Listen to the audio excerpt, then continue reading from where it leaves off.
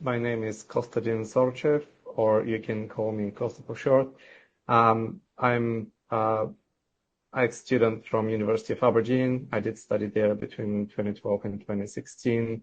Since then, I've had different roles, starting from data analyst all the way up to transformation partner and a consultant at the moment. I work as a senior management consultant, an associate. Currently have my own company called Invati Limited, and I'm an associate to Inner Circle Consulting and working with their public sector partners and clients. That's very interesting. Thank you. And why did you decide to study at the University of Aberdeen? So long story short, back in the days when I was applying for universities, I was accepted in quite a few different universities, but I had to be mindful of the costs associated with moving abroad. So originally, I'm from Bulgaria in Mhm. Eastern Europe. So for me, it was cost was a big factor, as well as the quality of education on first place. I already had a few friends in Aberdeen University, and they recommended the university as being really good. They showed me some of the videos and some of the pictures and explained to me how the system works. So that's how I decided to go to University of Aberdeen. Nice. And what are some of your favorite memories from Aberdeen, from its like social life? Yeah, it's definitely the people. I was involved in a lot of different societies at University of Aberdeen. I was vice president for the Aberdeen Business and Enterprise Society. I supported the founding of the Aberdeen Venture Zone. I also organized quite a few events. So every time we had a big event with many people, just the networking and Mhm. socializing with people in Aberdeen. And to be honest, the people are probably what's going to stay with you after uni the longest. And it's one of the most important factors as well. Yeah, that's very impressive. And did you have any part-time jobs, volunteering experience, or internships during your time at university? Yeah, absolutely. As I said, I was pretty ambitious back in the days as I am now. So I did a lot of different part-time jobs. I had bartending with waitressing.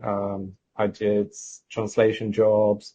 I did a bit of freelance web development, graphic design. So quite a few different part-time jobs. In my last year at the university, when I was writing my dissertation, I also had an internship and two other jobs. Mm-hmm. So balancing it with final exams and three jobs was a tough nut to crack. Yeah. Interesting.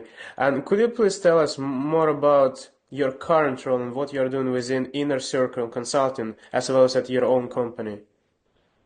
Yeah. So my own company, I founded my own company a few years ago, but I've been freelancing since 2017. Initially, I started with website design and graphic design, so something a bit different to what I'm doing now. I've then transitioned into more consultancy type of roles. Management consulting is what I'm doing at the moment. I'm working with Inner Circle Consulting on public sector reforms. We mainly work with public sector bodies like local governments, supporting their big transformative programs. We work across transformation programs, place-based programs. We look at policies, impacts, and as well as service transformations.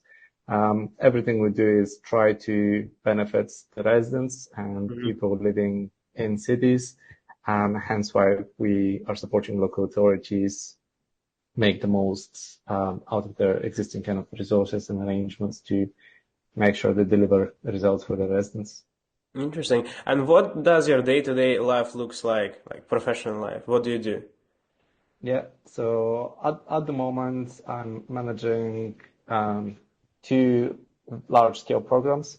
Mm-hmm. One of them has insourced two care homes that were about to fail last year. The third-party provider was failing, so we had to insource the care homes in the local authority to save the job for 170 staff and about 70 vulnerable adults.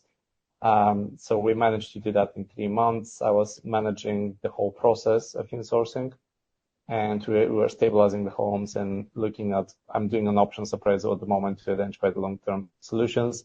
The other program is insourcing waste and street scene services, as well as looking at commercial perspective. And I'm building target operating model as well as options appraisal as to what is going to be the best solution for the council to utilize existing resources, both to make services more affordable, but also to deliver high standard and high quality services to residents in the city.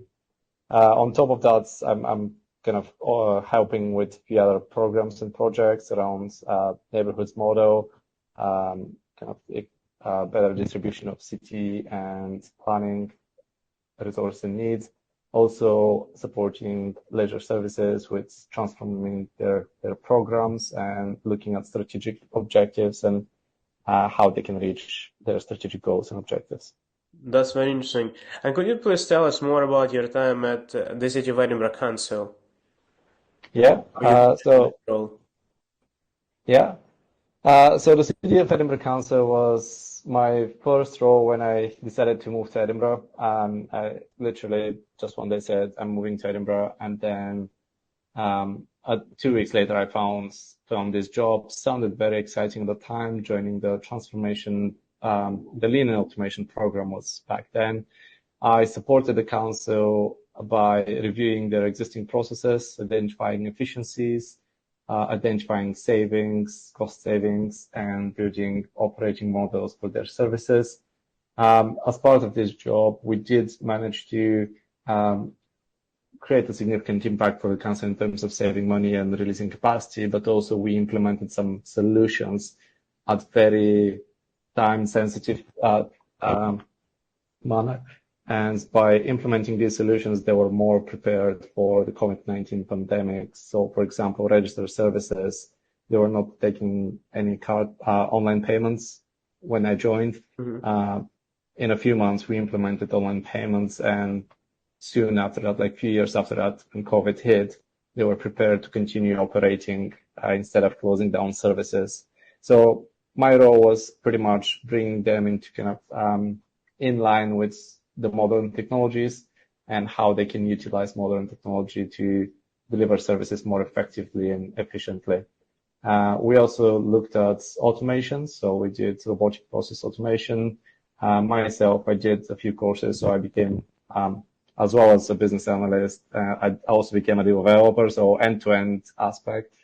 So automated some of their processes and services as well to save on capacity and cost.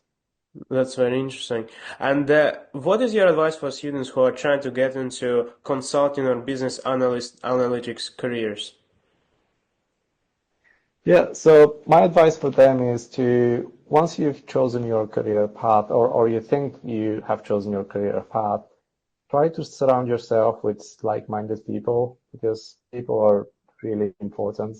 And I'm going to give you an example. Like back when I was at university, for example, I didn't know exactly what I wanted to do. First, I thought it might be social media and marketing. So I started doing it as a freelancer, and then I quickly realized it's probably not something I want to do in the long term. And then I met one of my lecturers, Ian Haywood. I'll never forget him because we had this new business development course, and I really liked how he was thinking about practical terms rather than theoretical. So I asked him what did he do before he became a lecturer, and he told me about the consultancy role, and he explained to me about business analyst, consulting, having your own agency, all that kind of things. And back then I knew this is something I wanted to do. So I got to know him much better, and I even wrote my dissertation with him being my supervisor. He managed to introduce me to a private sector company that I could write my dissertation for. So aligning kind of stakeholders' expectations is very important when you're pursuing your career, and understanding, put yourself in someone else's shoes and think for yourself, would that be a career path I want to continue with? Is this something I'm really interested in?